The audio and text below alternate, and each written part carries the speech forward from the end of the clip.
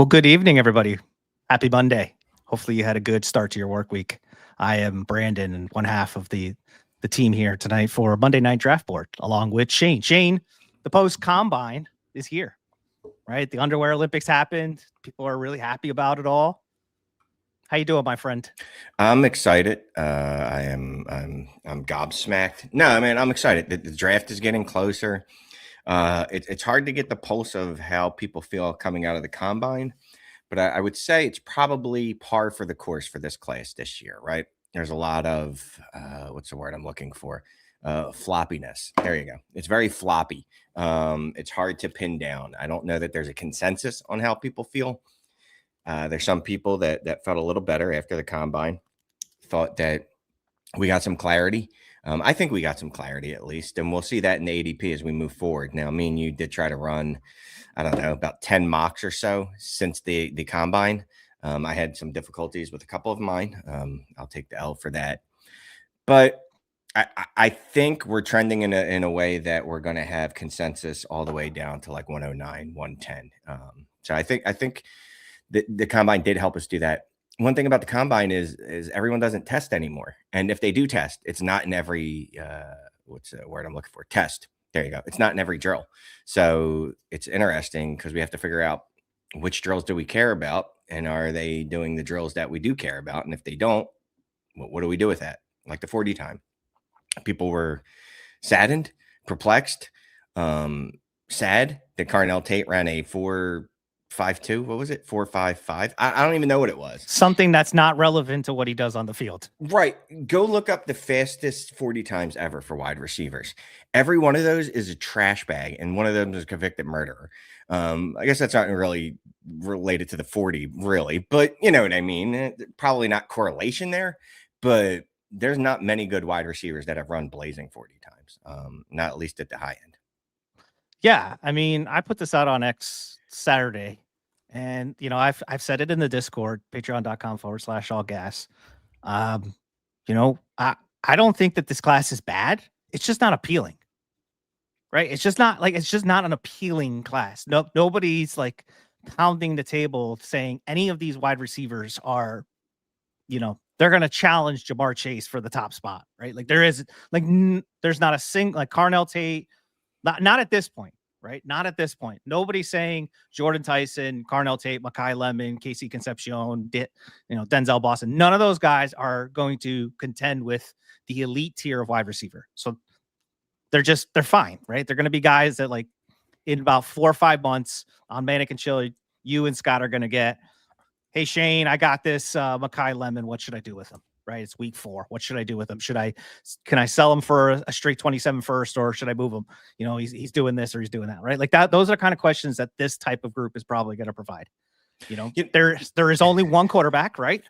There's one quarterback. Just because I like cutting people off. What is wrong with Mai Lemon? What the freak, dude? He's a weird cat. Look, from all right, let me not say on a personal level. I have no idea what type of person he is, but he presents very oddly. And as someone that presents oddly, I can see someone else when they present oddly, and it's odd. Like my dude was up there, like the first thing I noticed, I didn't even listen to his words, was him just being like this. And he's doing the Axl Rose thing. The whole time he was talking, I'm like, what is it? Is he flirting with me? I think he's flirting with me. So that dude's weird. And I don't know how to quantify this, but I'm pretty sure that hurt this class. Just his weirdness, him being the wide receiver 1 or in the contention for the wide receiver 1, his weirdness is kind of dinged this class. But anyway, sorry. Yeah, I mean, and that's the thing, right? It's a very weirdly appealing class, right? Because we don't have a B. We have a Bijan or a Gibbs, right? We have A in Jeremiah Love, and we'll talk about him tonight, right? But after him, who's the RB2?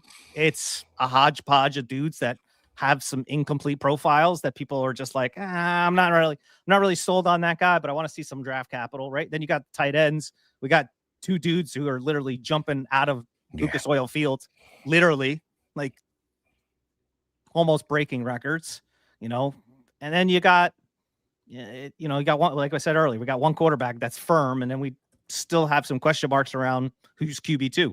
Is it Ty Simpson? The NFL people seem to like Ty Simpson, but then you have Garrett Nussmeier, who came out and said, yeah, I got hurt the second day of fall camp. Like, that's great. The guy who was supposed to be the QB1 potentially of the class got hurt. And we didn't even know because Brian Kelly was like, it's on a scale of 1 to 10, it's like nothing.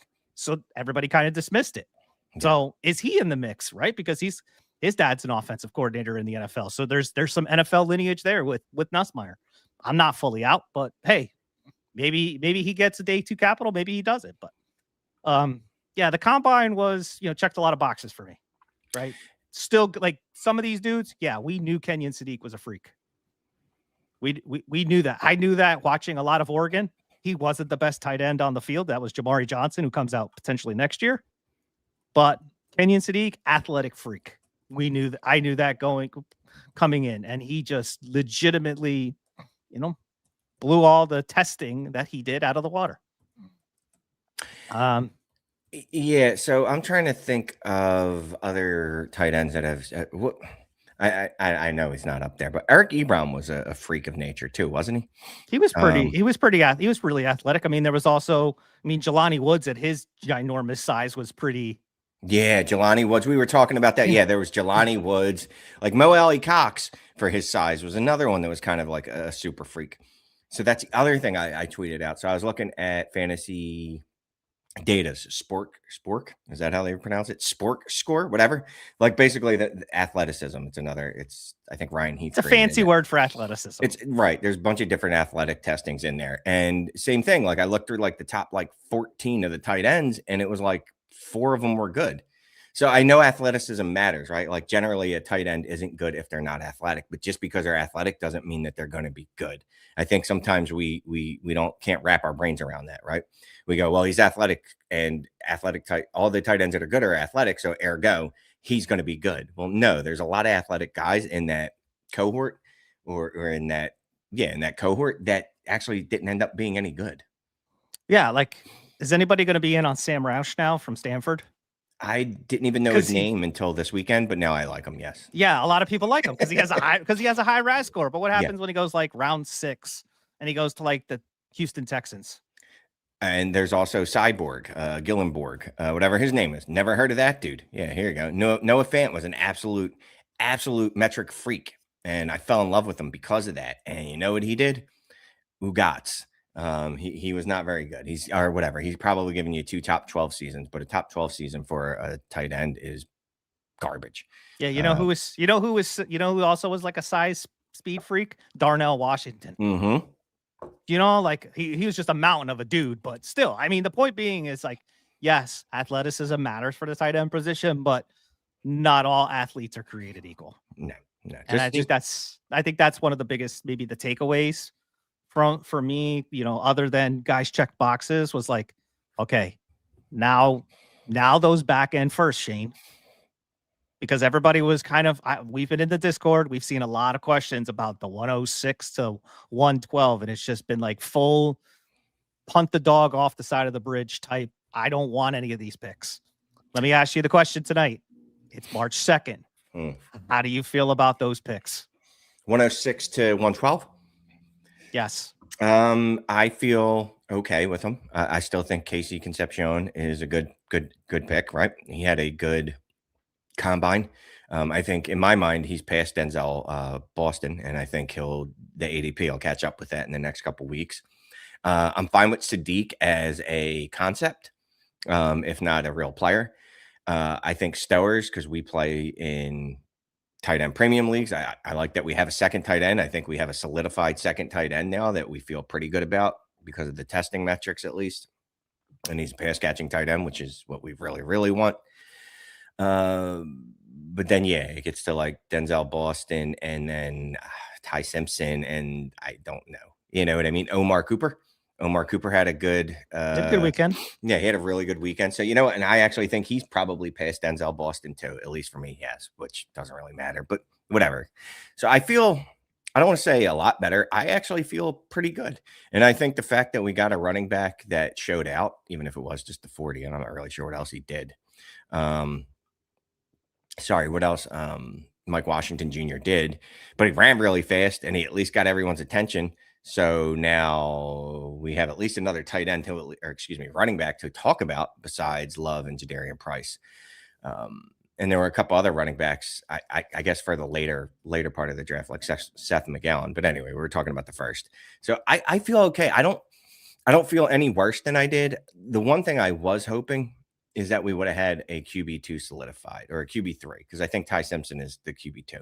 But I really would have loved like Nussmeier to go out there and just ball out and just all the buzz after the draft be that he was going to get picked in the second. And I didn't see that.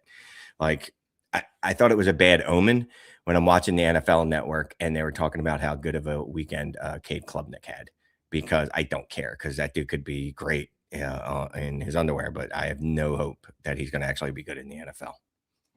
Yeah, I mean that's also probably a factor too, Shane, and why people are not as high on the 26 class because you look towards 2027 and there's obviously the pie in the sky of hope that Arch comes out, right? Everybody's hoping Arch comes out. Everybody's hoping that Lenore Sellers does better, right? Maybe Brendan Sorsby does well at Tech. There's a few other quarterbacks that are in that class that could potentially prop the 27 class up that aren't in the 26 class. Yeah, I mean that is probably maybe the one drawback to the 26 draft is it does get a little thin, or you have to wait. You have to choose your spot. Like nobody's out here after Ty Simpson. Like I like Garrett Nussmeier, and I took him in this draft that I'm going to show in a few moments here. Like I took Nussmeier and I felt like almost every one of our mocks, but like I was taking him at 2.7 and later. I wasn't taking him at 2.03, 2.04. Like I'm not gonna burn a top 15 rookie pick on a guy that right now I couldn't tell you if he's top 40 or top 240. I just can't do it yet because there's just a lot of uncertainty in that. But very, very interesting combine results from some of the other guys like Mike Washington. I know everybody's talking about, here you go. Our friend of the program, Scott Connor. Friend of the show. I'm actually looking at the best combine performances all time for running backs, and Mr. Washington is 1, 2, 3, 4, 5, 6th. And I was talking crap about the wide receivers in the 40. It's about 50-50 for running backs. You got CJ 2K, Chris Johnson, then you got Dre Archer, which whatever, Keith Marshall, Michelle Tootin, and then Devon Chain. There's a couple really good backs that blazed right above him. Of course, below him, he's got Isaac Garendo and Darren McFadden. And then I don't think this is a real person. Ontario McCaleb. I think that's a made-up human, Javad Best. Anyway, and then Jeremiah Love right below him. But yeah, Washington. So apparently he had a great combine all around, right? Yeah. MW making it look better. So I wonder, is it that it looks better because you have hope that Mike Washington is going to be a legitimate running back in the league, or do you have hope because his combine performance gives hope to other people and gives value to your pick? I think it's probably more the latter than the first part. I think if we had to say like ADV winner of the weekend is probably Mike Washington. Yeah. Right. And when we say ADV, it's artificial dynasty value. Mm-hmm. Right. Like he is like legitimately, he went from being a guy that was probably drafted probably somewhere in the late second, early third of most of our mocks. I don't have the ADP quite up yet, but he wasn't in the first. He definitely wasn't. He wasn't even early second. No. Like, and every single draft we did over the weekend, I don't think he fell past the 203.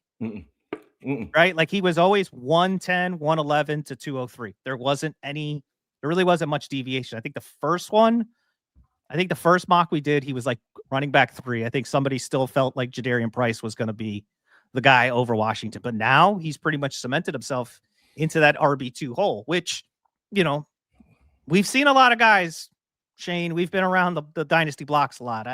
We've seen the Keyshawn Vaughns and the Trey Sermons and the Tyrion Davis Prices of the world to know that is a very uncomfortable spot to be drafting an RB2 or RB3 out of. Is there anything different with Mike Washington though than some of those guys maybe? Yeah, to Scott's point, I'm just looking at his RAS score now. It was perfect. So it's hard to beat perfect. I don't think you can. I'm just looking at Google AI overview, which is iffy at best sometimes. But yeah, it's got him up there with like LaDainian Tomlinson, Edgerrin James. I was combining LaDainian Tomlinson and Edgerrin in AP. So the fact that he balled out like that, I think, yeah, he is at least at worst the running back 3, right? So doesn't that make you feel better that we have? I feel like we have 3 running backs that are legitimate. Let's take Love out of the mix because obviously it's him. Um, but I do feel like he added one more name to the mix. And to your point, like he was wherever, late second, mid second, whatever he was. Now, by the end of next week, I guarantee he's going to be locked into the first. Because there are going to be people that are going to go, well, you know what? I can't wait till 204 to get him. I can't wait till 205 to get him. I can't take Jerry and Price at 110 and then him at 210. I'm going to have to make a decision between the two. And of the two, I am probably going to go ahead and take the guy that absolutely balled out at the combine. So we got that. So that makes me happy. You know what? It's not the same situation. So I don't want to say it's the same situation, but the ADV push feels a lot like Scatterboo last year, right? Where he kind of people just could not give him up. No matter how hard like Scatterboo started late. Now his situation was different. He didn't do much at the combine, if anything. His push was in the playoffs. Right. And he just continued to get pushed and pushed and pushed to the point where, okay, we just need to see his landing spot. Oh, fourth round, beginning of the fourth round to the Giants. Perfect. Like now we're going to send him to another level. He went from 203 to like that 111, 112 range in most drafts. Like he ended up being drafted sometimes before his counterpart, Jackson Dart, who went 3 rounds before him. Like I do think, and I see the comment here, it feels like a bit of tooting. Like it does have a bit of tooting. But I'll be interested to see come draft night, which is, 8 weeks from now. We're going to be sitting on this stream with Ray and Jay Rich and Scott, and we're going to be sitting here reacting. And it'll be interesting to see because it's probably going to happen on Friday night where Mike Washington goes. Like, where does he go and what opportunity does he get? And does that change the ADV steam? Because right now, if he's sitting at 111, let's just put him. Name me a landing spot where you feel like Mike Washington could probably jump into maybe I got to make the decision between Mike Washington and Denzel Boston in rookie drafts. Is there a landing spot where you're like, this is a good one? New Orleans. Without Jeremiah Love going there in the first, New Orleans, third round.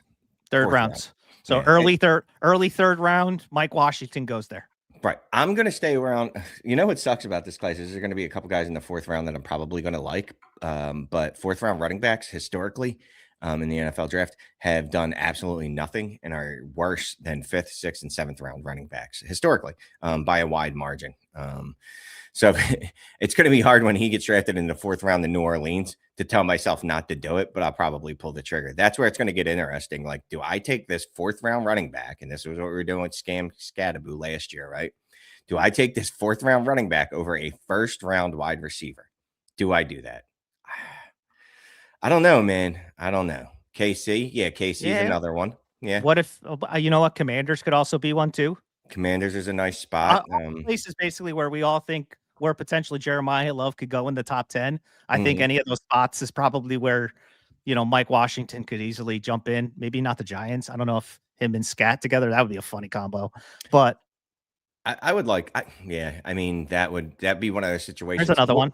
What we really, Minnesota. What we really want is we want him to go somewhere where we think he could, if not be the only dog in town, that he could be the big dog in town. Now going to Minnesota with Jordan Mason, I like that because Jordan Mason has shown himself to be extremely limited. So that's a place that Mike Washington could go and just smack take some work off of Jordan Mason, like relegate Mason to like a 35% touch guy. Because obviously no one's going to be 87 or 90% touch or opportunity share, but maybe he could get a 65% opportunity share. One thing, Aloha Panda, I was going to bring it up too. Difference between Washington and Tootin is Washington's actually sizable. He is he's a big dude. He is a full grown man. Tootin is allegedly 5'9". I interviewed Michelle Tootin. I am not 5'9", as much as I've lied about it most of my life and said I was. Nor is he. He is definitely shorter than me. He is definitely smaller than me. I would say probably about 5'8" at most. Mike Washington is a big man and fast. I think we like big, fast people, right? We do. small fast guys are fun, but big fast guys are even more fun because we just think of the damage they can inflict going at someone at a high speed. Yeah, that's probably why we all like Derrick Henry, right? Yeah. Like he's just because that is a large human being coming at somebody, and you're just like, who wants to tackle that guy in December? Nobody. No, no. September Denver. when it's nice and warm out, okay, fine. Joints feel loose, joints feel okay, but not in December when it's 6'3", 250 coming down, downhill at you. I mean, Denver, yeah. I mean, I still think it's interesting, and maybe we transition to this, right? There was a trade today, right, where David Montgomery went to the Texans, right? They got I think it was a 4th round pick, 7th round pick, and Juice Scruggs went to Detroit, and then David Montgomery went to Houston. Mm-hmm. I mean, decent price when you really think about it. Like from everything, talking to some folks who are closer to the Houston area, like it's a 7th round pick. Scruggs probably wasn't going to make the roster, or was a roster bubble player. So really, it's like a 4th round pick for 2 years, $18 million worth of David Montgomery, which, hey, he's on the back half of his career. Not sure what's going on with Joe Mixon. Like nobody really knows what's going on with Joe Mixon other than Joe. And I don't even know if Joe knows what's going on. Right. So if the whole team doesn't know what's going on, like here's an insurance policy, because obviously the Woody Marks 20 touch experiment was just wasn't going to be it. Right. It wasn't a good look going into 2026. So getting, Monty over there in Houston, but that's one spot, Shane, that was a potential landing spot for one of these running backs to maybe push into some value.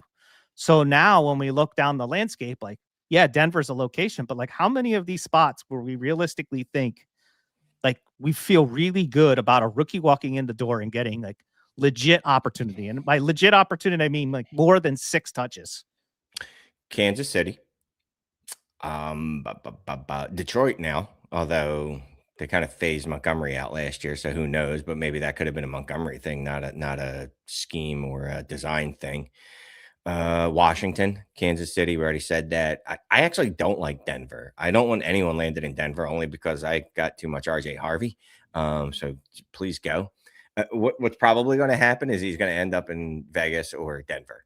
And we're going to be very unhappy because we want we want at least the hope that they can go in there and be a starter, that they can get a significant part of the job or significant part of the touches. And when they go to a place like, let's just say Las Vegas, for example, that means we already know what they are relegated to. You know what I mean? Like the best they will ever be is a spot starter when Genty goes down, knock on wood. A guy that, maybe you throw in as your last flex and to start 12. So really it's New Orleans. For me, it's New Orleans, Kansas City. There was one else that I forgot already. Washington. Yeah. Like I want somewhere like JCM is there. Yes. But he's so limited in what he can do that he got cucked by Jeremy McNichols. So someone with some talent there goes there. I think they would easily cuck him. Chicago could be a good landing spot. I don't know. I like Monangai. Monangai's there, and Swift's still in the final year of his deal. The one that nobody's bringing up right now that probably people don't want it to happen, but I'm interested to see what happens, is Tampa Bay. Oh, they do. Yeah. Yeah. They need somebody in the worst way behind Bucky. Bucky has not been fully healthy either, really, of his 2 years in the league.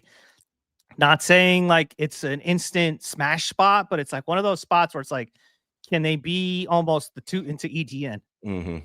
Right? Like we know that Bucky's the horse, right? And yes, Sean Tucker, but I'm pretty sure Sean Tucker is not signed yet either, Hillbillies, and nor is Rashad White. So there's kind of like an open space back there where it's like if one of these dudes could land behind, and we kind of like the Tampa Bay offense. I know it kind of was sideways last year for a lot of it, and some of it had to do with just pure injuries, and then just relying on Emeka Egbuka to be literally the only dude out there. So and then you had the backup situation with the running back because Bucky was out for 6 to 8 weeks, right? Like I just, it's one of those spots where it's like, it doesn't sound like one where you're like, ooh, why somebody going there? Isn't Sean Tucker going there? Mm-hmm. But it's one of those things that like, it could be a spot where a day 3 pick and it's like, oh, we got another base shield 2.0 there where, it's a guy that I'm drafting in the late 2nd and I get some decent pop value on it. So real quick, I'm just going through Twitter. So here's some just less Denver's drafting a running back. absolutely drafting a running back. Benjamin Albright's reporting that Denver was the team that forced the Texans to up their offer because they jumped in at the last minute. Dude, yeah, RJ Harvey is getting a running mate, which kind of sucks, right? Because it's probably going to be one of these three. Well, it's not going to be Love, obviously. I swear to God, it better not be Love. But it's probably going to be Price. It's probably going to be Washington. It's going to be someone that we like, or Katron Allen. I don't know. Like, it's going to be someone that just gets ethered, or ethered is a strong word, but it's not. We want at least to hope that, like I said, that they could be a significant contributor or the lead dog there. If Washington ends up in one of those places, like behind, obviously Genty again, behind, or sharing the room with RJ I want the Harvey. path of least resistance. That's really what I Right. want. I Right. talked about it in voice chat this afternoon. Like, I don't want any of these rookies to get into a spot where they're in a three-way dogfight with, two vets, because they're going to lose every single time.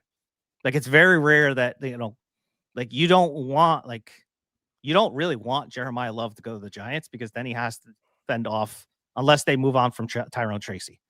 Because if they don't, then you got Tracy, you got Scattaboo, you got Love. Like, do you really think Love's going to get the shouldering of touches? Like, maybe. I would hope so, I would hope so, but like, you just never know, right? Like, you don't know. Same thing with some other places. Like, it's just, Tony Pollard's still in Tennessee. Do I really want him to go to Tennessee? I don't know. Like, it's just, I want him to go to a spot like New Orleans, where like the only person that's there is Kamara.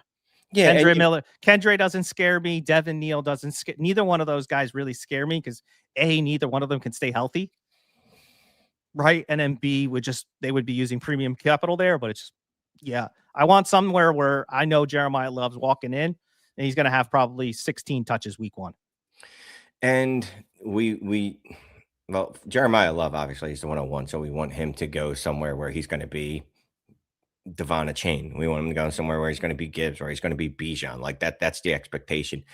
And if he doesn't, that's going to be very disappointing, because he's the 101. But wherever he lands, I have a feeling, since I'll be drafted in the top 8, I don't think he gets past 8, that he's going to see a lion's share of the work. It might take a year or two, like it did with Bijan, before the full breakout comes. But I thought Bijan smashed in his second year, so really it wasn't even that long. It just felt longer in my head, I guess. But I'm not worried about wherever he goes. Wherever he goes, that means whatever running backs are already on the roster, those are the ones that are going to get, those are the ones that you probably can look at that are going to get moved, like Tyrone Tracy. If Tyrone Tracy, he's probably already. I mean, and Tyrone Tracy, honestly, is probably more often gone than staying, because all the comments that are coming out of the Giants camp is they want to be more physical with the ball. They're already looking at guys like Ken Walker, right? They're looking at signing somebody. And I don't think they're going to sign Ken Walker personally. Just as a Giants fan, I don't think they want to invest $10+ million into a running back. I think they're probably more inclined to, they probably were in on Monty to some degree. Yeah. And I could even see like them signing Pacheco to like a $4 or $5 million deal with some incentives, like putting him with Scattaboo. I think that's a, broken, the legs and the leg injuries are almost the same. So it's like they can share stories, but I mean, they also run kind of with that. They run physically, right? And you could just kind of run one until it falls apart and then let the other one go. Like, you're going to get the same energy hitting the hole every single time. Like, they're both Tasmanian devils. But yeah, very interesting stuff. But let's jump to our other screen, and we're going to have some fun. I put some scenarios together, and we're going to share my screen eventually, because it's going to come up. There we go. Look at us. Look at us go. So this is a mock that we did this morning. I think this is one of your 2 a.m. Shane drills where like it just went off and, we drafted. So, but this is pretty much how every draft went so far, right? Jeremiah Love at the 1, Mendoza at the 2. There's your 3 wide receivers. There's Kenyon Sadiq at 6, Concepcion right on his heels at 7. Stowers, because this was, I believe, a tight end premium, got pushed to 8. There's your Boston. There's Cooper. There's your RB2, Mike Washington in the 1st. We got a 3rd running back in the 1st round in Jadarian Price. For round 2, we got Ty Simpson right there at the beginning. Jonah Coleman's still at the top of round 2. I'll be interested to see what he tests in his 40. He didn't run, but he's a stocky dude, 5'8", 220. Yes. Jeremy Bernard had a very good weekend. He was probably a winner of the weekend. One of them. Oh, Jam Miller. Where's Jam? Is he on there? I don't. Yeah, Jam's in round 3. Okay. But Emmett Johnson at 204, I think he's going to eventually start to finally slide. He didn't test great, but he still has we've seen guys like Kyron Williams and Bucky Irving. We mentioned him earlier, like guys that didn't test well during the combine, maybe didn't get the greatest draft capital, but did fall into an opportunity in a landing spot. One going to the Rams, one going to the Bucks, where they needed just a heavy hammer. So, dude, I'm sorry. I'm just looking at Ryan Heath's tweet about Emmett Johnson. He was the only running back to participate in the 3-cone, and then went out and ran a 7.32 on the 3-cone. It was the 8th percentile adjusted for weight. Wow. Yeah, anyway. can't love that one. No. Max Clare got bumped up. We'll be interested to see what he does at the pro day for Ohio State. Chris Bell is an intriguing one because he should be probably a round 1 rookie pick, but he's coming off a torn ACL. And so that's he's like the mystery box. Like I have a feeling like if he lands in the right spot with the right opportunity, he's going to be an intriguing one because he was every bit of 6'2". He's 220. He's got the size. Wouldn't you like him over, I don't know, Eli Surratt? Yes, okay. I would.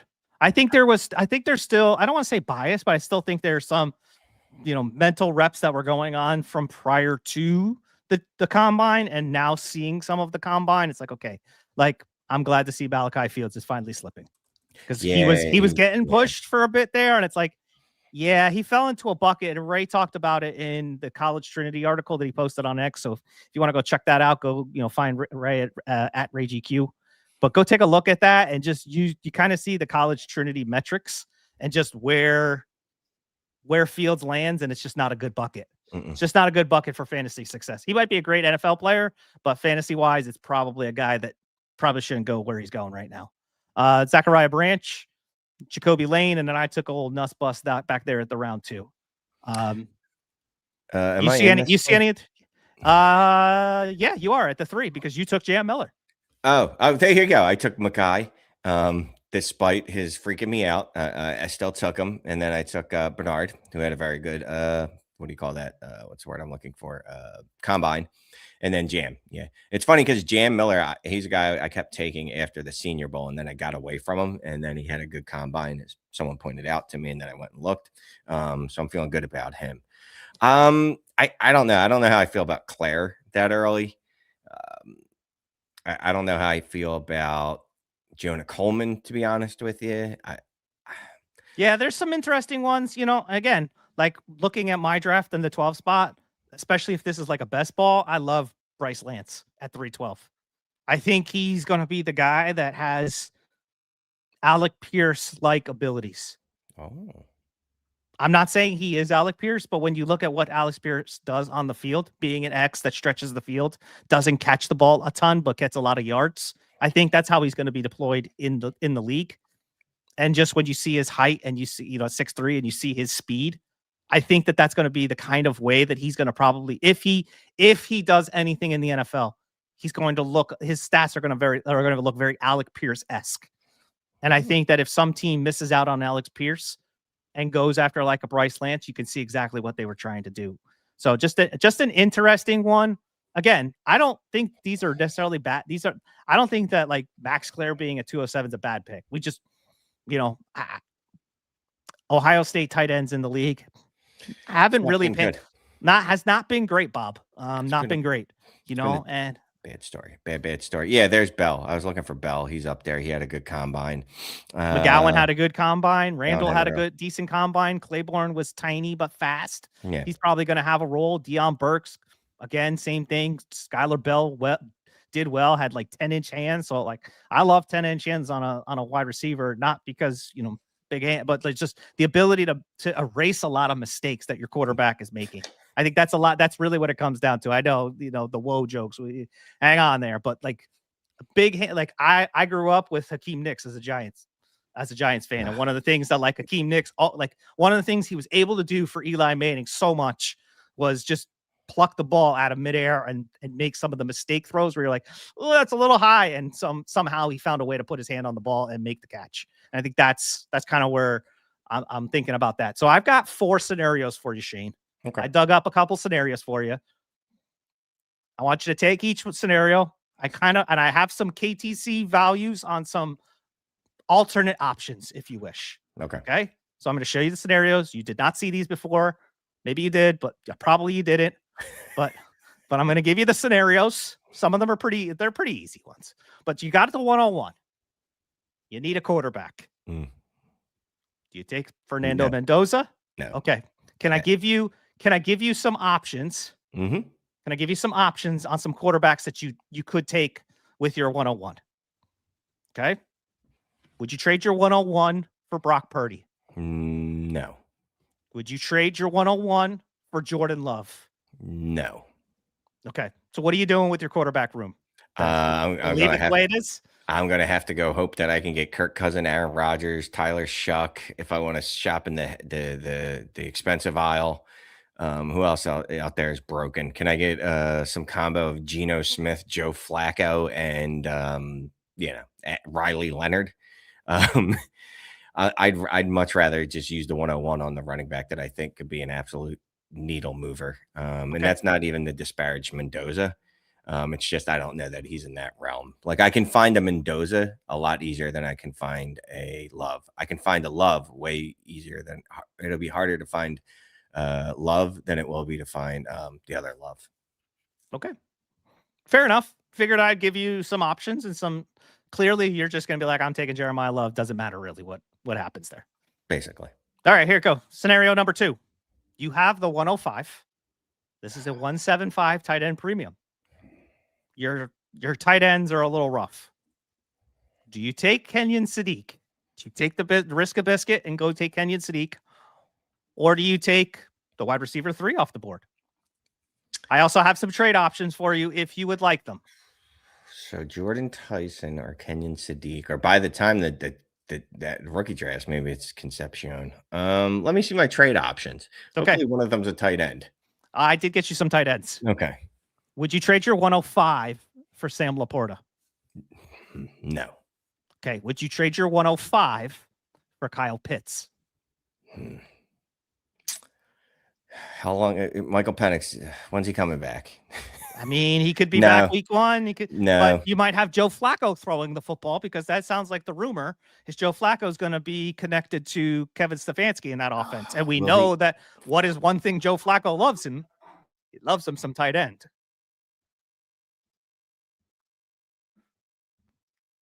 I tried to make the scenarios a little fun. So shout out to Terrell Sandiford. He told me some of my scenarios were pretty weak and I need to both beef them up. So I tried to beef them up and tried to give you some options here. I would take Pitts over Sadiq. Yes. And then I would hope, and this sounds horrible, that Michael Penix goes and retires. I don't want him to get injured because you shouldn't wish injury on someone. I just hope that he takes some of the money he has and goes and enjoys life off the football field. Okay. Yeah. All right. Well, that's a good one. I like that one. All right. So I found you a tight end. All right. You did. And would I take the wide receiver 3 of the class? I think someone said Lemon, but the wide let's receiver just say, would you do Lemon or KC over? I would do Lemon. I would definitely do Lemon over them. I don't know about KC. We'd have to see. I'd do the whole landing spot thing. Fair enough. All right. Scenario number 3. You have the 110 in a 0.2 PPC league. So we're going to value some running backs here. Do you take the RB2? Maybe that's Jadarian Price. Maybe that's Mike Washington. Might even be Jonah Coleman. We don't know yet until we get closer to the draft. Or do you want to try to trade out? I'll give you some trade out options if you want them. I always got to look at the options. Okay. So your trade options roughly in the late first 110. So Mike Washington or Jadarian Price or whoever, or Derrick Henry. Derrick Henry. Derrick Henry. Okay. That one felt pretty easy. How about Travis Etienne? That's your other option. You know, what's crazy is if either of these dudes have the career that Travis Etienne has had, you'd be ecstatic, which is always the fun part here because it should easily be Etienne, right? Because Etienne's, again, if either of these dudes do what Etienne has done, you'd be absolutely ecstatic and over the moon. But, you know, I got to think for rookies. So I'm going to probably take Price there. Okay. All right, there you go. See, so there you go. Dude, sometimes, again, I tried to get some options where yes, because I think your process is correct, right? Derrick Henry easily. Yeah. I'll just run Derrick Henry for another 2 years, whatever, and live with the variance, right? It gets a little interesting when you start getting into like a Travis Etienne, because you should take Etienne, Yeah. right? Because we got absolutely. the proof. Like, you should take Etienne and take the bet, but it's hard to take the bet when you don't know where he's landing, right? Like, and let me say this, right? So, someone listening to this, watching this, whatever, I'm in 30 leagues. So I'm going to do a little of this and that. Like, I'm not going to lie to you. I probably don't have a hard and fast rule for it. Some of the leagues, but the smart move, the smart play, yes, is to take ETN. But there is the other part of me that goes, F the smart play. I want to see if this dude can hit, and I'm going to win $1 million, right? The mystery box. Maybe there's a boat in that mystery box. It's going to be better than the boat that I'm already motorboating. So that's, should you do that? No, you should probably just take ETN and move on. and that's the beauty of the two of us, because I'm kind of thinking the same way. Like, do you take the home run swing, or you just keep connecting and trying to move the base runners, right? Like, the easy one to move the base runners was, just take Derrick Henry. Yeah. You just know what you're going to get. You're getting anywhere between 12 and 1,700 yards, and you're getting double-digit touchdowns. So Henry's like a triple. He's a triple, right? A triple's a lot different than a single and a double. 1,000% different in baseball. Like, he's already in scoring position. ETN is like, singles, doubles. And, like, yes, you need those on your team, but those aren't what excite me. Those aren't what win leagues for me. So that's kind of my thinking with Washington and Price when I go that way. All right, final scenario. You got the 109. Are you sending that pick for Travis Hunter? Absolutely not. I'm so out on Travis Hunter. It's not even funny. Dude, I would take the 111 over Travis Hunter. I legitimately took the 113 over Travis Hunter. He gone. No. He's long gone. All right. Would you trade the 109 for Jameson Williams? No. I'll just take the shot on again. Wide receiver 5? Yep. Maybe. Or tight end 2. Who knows? Maybe the running back 2. Who knows? There's a whole host of things I can do with that. How about Jordan Addison? No, absolutely not. How about Alec Pierce? I love Alec Pierce, but no. Okay. If Alec Pierce, I like those guys. I do, but for 109, I'm not giving up at 109 for any of those guys. The 109 is, again, I like Alec Pierce. I do. I don't want to make it sound like I don't. And I like JMO too at a certain cost. And that's not it. That's not what I want to pay to get those guys. All right. Well, there you have it. Those are your 4 scenarios. We'll come back next time we're here. We'll have a different draft board. We'll have a slightly different draft board, and we'll make sure that I'll make sure that we definitely have some more options, right? Some scenarios, some fun scenarios that I think can at least stimulate our brain, and at least, not be locked into, this is the scenario we're going to do. This is exactly what we're going to be every single time. Yeah. Ooh, you got some good ones in the chat. Here we go. 109 or Devonta Smith. If I wouldn't take JMO and I wouldn't take Jordan Addison, just give me the pick. And I like Smitty, but BTJ, yeah, I'd take BTJ, because I still think BTJ can be elite. I'm hoping, here's what I hope happens. If the Eagles were to move on from AJ Brown, they trade for BTJ. Like, maybe they could trade, I don't know how, this is completely pie in the sky. They trade AJ Brown to the Jags for BTJ and a pick. Let's go. I mean, I'm sure they probably could throw something back to match salary. Yeah. Right? Yeah. How about a reroll? How about almost a literal reroll on Ibuka? No, you got to hold Ibuka there. Because Ibuka, if he goes out there and smashes in week 1, all his value is regained. Everything that you thought about that dude, when people are flying high on him, all that just comes right back. Well, that does it for tonight's edition of the Monday Night Draft Board. I appreciate everybody who's been in the chat. Appreciate all the comments. Apparently the scenarios apparently we needed scenarios to get everybody fired up. I like the scenarios, man. The scenarios are fun. Like, we definitely need to include that in the next one. We need to have some scenarios. This is a segment now. Scenario. The scenario. Shane scenarios. Instead of Shane says, it's Shane scenarios. So there you go. Now we got something. But we're going to continue these conversations over in the community. Make sure you see it scrolling on the bottom there. You know, you can sign up ddfantasyfootball.com for free. You get access to the mock draft simulator. You can mock draft with some of the fellas. I know Sean's over here. He's like, let's go do a rookie mock. Like, yeah, we're gonna do some rookie boxes tonight. We're gonna do some rookie box all week long. Yep. Right. So you can join for free. Shane sometimes posts them out there on the old X bot for in the streets, so that way we can get some more rookie box. Sydney Sweeney or the 101. So I will say this. I was watching Euphoria the other night, and it was when she was getting a medical procedure done. I'll just say that. And she was being interviewed, and she looked atrocious for what it's worth. That said, I would give up most of the things I own in life, including every 101, to even touch Sydney Sweeney without. I'm going to go Jeremiah Love. ddfantasyfootball.com. You can get you can get access to the mock draft simulator. You can have limited access to the Trinity tool, but if you really want more, sign up past the free tool. There's packages in there where you can get access to the tools. You get access to Shane, myself, Scott, Ray, Jay Rich, the rest of the crew. But until next week, no, it's not next week. Well, actually, you know what? I will say this. I will be here next week. Because I'm going to put this up here because Shane, we are 1 week from bliss. We are 1 week from the NFL free agency. That's right. The best time of the year where we get legal tampering and we get literally deals galore. So make sure if you are not liking and subscribing to this channel, make sure you're liked and subscribed to this channel. If you remember anything about last year, Scott Connor was literally hitting. It felt like video after video after video after video. Like, we are going to be literally putting all kinds of different videos up, right? We are going to be, there will be some Scott Connor, but there's also going to be some Brandon. Maybe there'll be a little bit of Shane. Who knows what's going to happen? But Monday, Tuesday, Wednesday of next week is free agency galore. So make sure you're tapped in. We're going to continue these conversations. Links are all below. Shane, you got anything before we head out of here? No, man, just make sure you hit those mocks up. And like Brandon said, you can just sign up for the mock draft simulator. Just sign up. It's free. But you should check out some of the other tools. So do it. All right, everybody. Have a good Monday night, and we'll see you in 2 weeks. We're out.